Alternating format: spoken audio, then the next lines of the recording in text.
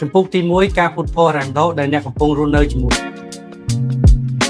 សវត្ថភាពហាក់ដូចជាមានពិតប្រាកដនៅពេលដែលមានលុយចូលមកទៀងទាត់ប្រាក់ខែថេរបង្កើតឲ្យមានអារម្មណ៍ថាអាចគ្រប់គ្រងបានវាជាជំនឿស្ងាត់ថាអ្វីៗគ្រប់យ៉ាងស្ថិតក្រោមការគ្រប់គ្រងព្រោះលេខចុងខែមើលទៅឃើញត្រូវអ្នកបងវិក័យប័ត្រអ្នកចាត់ចែងការទទួលខុសត្រូវហើយអ្នកប្រាប់ខ្លួនឯងថាអ្នកកំពុងធ្វើបានល្អប៉ុន្តែអារម្មណ៍នោះទោះបីជាមានភាពសុខស្រួលក៏ដោយជារឿយៗតែបានបង្កើតឡើងនៅលើគ្រឹះដ៏ស្រួយពីព្រោះការពិតគឺចំណូលមិនមែនជាការគ្រប់គ្រងនោះទេចំណូលគ្រាន់តែជាឱកាសក្នុងការទទួលបានហើយឱកាសនោះអាចបាត់បង់លឿនជាងអ្វីដែលអ្នករំពឹងទុកប្រព័ន្ធហិរញ្ញវត្ថុដែលមនុស្សភាគច្រើនដើរតាមគឺត្រូវបានរចនាឡើងជំវិញការរកនិងការចែកមិនមែនការគ្រប់គ្រងនិងការបណ្ដុះនោះទេអ្នកត្រូវបានគេបង្រៀនឲ្យផ្ដោតលើការបង្កើនចំណូលដេញតាមការតម្លើងតំណែងឬស្វែងរកឱកាសល្អជាងមុនប៉ុន្តែគេយកចិត្តទុកដាក់តិចតួចណាស់ចំពោះអ្វីដែលកើតឡើងពិតប្រាកដបន្ទាប់ពីលុយនោះបានមកដល់បើគ្មានប្រព័ន្ធទេលុយនឹងរបូតចេញពីដៃរបស់អ្នកដោយស្ងាត់ជារឿយៗដោយគ្មានការទប់ទល់វាត្រូវបានស្រូបចូលទៅក្នុងរបៀបរស់នៅកាតព្វកិច្ចនិងទម្លាប់ដែលមើលទៅធម្មតាប៉ុន្តែវាកំពុងតែកាត់បន្ថយសមត្ថភាពរបស់អ្នកក្នុងការកសាងអ្វីមួយដែលស្ថិតស្ថេរជាបណ្ដាអ្នកប្រហែលជាគិតថាការរកលុយបានកាន់តែច្រើននឹងដោះស្រាយបញ្ហានេះបានហើយក្នុងរយៈពេលខ្លីវាហាក់ដូចជាដោះស្រាយបានមែនការឡើងប្រាក់ខែធ្វើឲ្យអ្នកមានដង្ហើមដកប្រាក់លើកទឹកចិត្តធ្វើឲ្យមានអារម្មណ៍ថាមានការរីកចម្រើនប៉ុន្តែយូរទៅការចំណាយនឹងកើនឡើងទៅតាមចំណូលរបស់អ្នកហើយសម្ពាធនឹងត្រឡប់មកវិញវដ្តនេះកើតឡើងដដែលជាញឹកញាប់រហូតដល់វាចាប់ផ្ដើមមានអារម្មណ៍ថាជាទម្លាប់អចិន្ត្រៃយ៍អ្នកធ្វើការកាន់តែខ្លាំងអ្នករកបានកាន់តែច្រើនប៉ុន្តែទោះជាយ៉ាងណាអារម្មណ៍នៃការគ្រប់គ្រងពិតប្រាកដមិនដែលមកដល់ឡើយនោះគឺដោយសារតែបញ្ហាមិនដែលស្ថិតនៅលើតើអ្នករកបានប្រមាណនោះទេវាស្ថិតនៅលើតើអ្នកគ្រប់គ្រងបានប្រមាណសូមគិតពីលោក Michael Carter ដែលជាប្រធានគ្រប់គ្រងគម្រោងសាជីវកម្មម្នាក់នៅទីក្រុង Chicago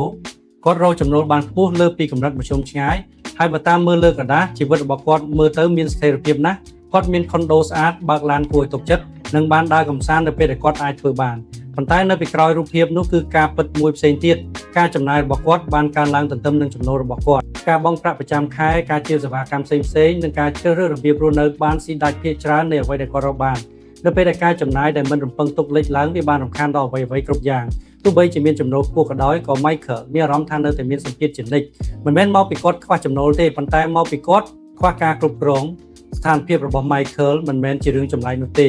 តាមពិតទៅវាជារឿងទូទៅណាស់ទម្លាប់របស់មនុស្សគឺតែងសន្មតថាកម្លាំងហិរញ្ញវត្ថុបានមកពីការរកចំណូលបានកាន់តែច្រើនប៉ុន្តែកម្លាំងពិតប្រាកដគឺបានមកពីការមានរចនាសម្ព័ន្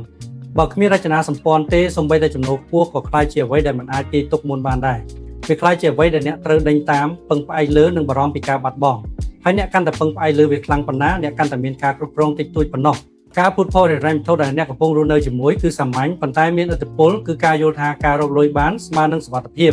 វាមិនមែនជារឿងពិតឡើយសុវត្ថិភាពបានមកពីប្រព័ន្ធវាបានមកពីការដឹងច្បាស់ថាតើលុយរបស់អ្នកទៅណាវារក្សាទុកដោយរបៀបណានិងវាបម្រើឲ្យការកសាងអ្វីខ្លះក្នុងរយៈពេលវែងទៅពេលដែលអ្នកមិនមានភាពច្បាស់លាស់នោះលុយនឹងក្លាយជាការដើរតាមដោះស្រាយបញ្ហាវាដើរតួតាមជីវិតរបស់អ្នកជំនួសឲ្យការត្រូវបានចាត់ចែងដោយអ្នក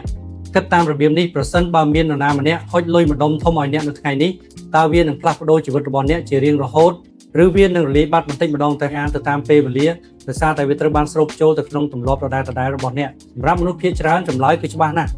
បើគ្មានប្រព័ន្ធទេសូម្បីតែលុយច្រើនក៏មិនស្ថិតស្ថេរដែរព្រោះទម្លាប់និងរចនាសម្ព័ន្ធដែលគ្រប់គ្រងជីវិតហិរញ្ញវត្ថុរបស់អ្នកនៅតែមិនផ្លាស់ប្ដូរនេះជាកន្លែងដែលការផ្លាស់ប្ដូរចាប់ផ្ដើមមិនមែនផ្ដើមដោយការរកឲ្យបានកាន់តែច្រើននោះទេប៉ុន្តែដោយការមើលឃើញខុសពីមុននៅពេលអ្នកយល់ថាលុយដែលគ្មានការគ្រប់គ្រងគឺជារឿងបណ្ដោះអាសន្នអ្នកនឹងចាប់ផ្ដើមសួរខ្លួនឯងនៅសំណួរដែលល្អជាងមុននោះឲ្យសំណួរថាតើខ្ញុំអាចរកលុយបន្ថែមដោយរបៀបណាអ្នកចាប់ផ្ដើមសួរថាតើខ្ញុំអាចគ្រប់គ្រងអ្វីដែលខ្ញុំមានរួចហើយដោយរបៀបណាសំណួរតែមួយនេះផ្លាស់ប្ដូរអ្វីៗគ្រប់យ៉ាងវាផ្លាស់ប្ដូរអ្នកពីការដេញតាមចំណូលមកជាការកសាងគ្រឹះវិញការគ្រប់គ្រងមានន័យថាការដឹងច្បាស់ពីរបៀបដែលលុយរបស់អ្នកមានចលនាវាមានន័យថាការសម្រេចចិត្តទុកជាមុននៅអ្វីដែលលុយនីមួយៗត្រូវធ្វើមុនពេលវាធ្លាក់មកដល់ដៃរបស់អ្នកវាមានន័យថាការបង្កើតរចនាសម្ព័ន្ធមួយដែលលុយបំរើឲ្យគោលបំណងមិនមែនហូរទៅដោយគ្មានទិសដៅនោះទេនេះមិនមែនជារឿងរឹតបន្តឹងខ្លួនឯងទេវាគឺជាភាពច្បាស់លាស់ហើយភាពច្បាស់លាស់បង្កើតឲ្យមានទំនុកនៅពេលដែលអ្នកឃើញការពុតផល Compass នេះច្បាស់ហើយអ្នកមិនអាចត្រឡប់ទៅគិតតាមរបៀបចាស់វិញបានទេអ្នកចាប់ផ្ដើមទទួលស្គាល់ថាឯករាជ្យភាពហិរញ្ញវត្ថុមិនមែនកសាងឡើងដោយចំណូលតែមួយមុខនោះទេវាត្រូវបានកសាងឡើងនៅលើប្រព័ន្ធដែលដំណើរការប្រកបដោយភាពស៊ីសង្វាក់គ្នាទោះបីជាអ្នករកចំណូលបានប្រមាណក៏ដោយហើយប្រព័ន្ធទាំងនោះគឺជាអ្វីដែលអ្នកអាចកសាងបានមួយជំហានម្ដងពិភពនេះមិនមែនធ្វើឡើងដើម្បីឲ្យអ្នកអស់សង្ឃឹមនោះទ